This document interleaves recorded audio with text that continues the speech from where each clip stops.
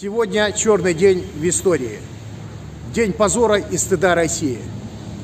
23 февраля – день геноцида и депортации чеченцев, ингушей и вайнахов в Среднюю Азию и Казахстан.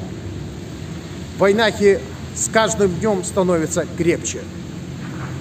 Сегодня чеченцы и ингуши открывают ногой двери высоких кабинетов в Брюсселе и в Москве.